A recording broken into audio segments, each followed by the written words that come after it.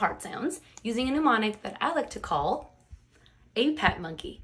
Let me show you how it's done.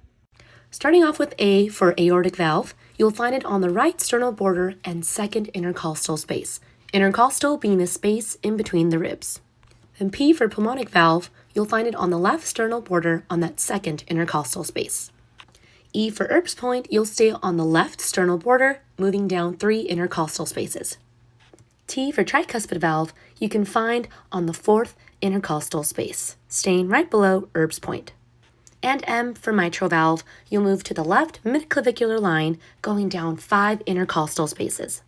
This mnemonic will serve as a valuable memory aid for precise cardiac assessments during clinical practice and examination.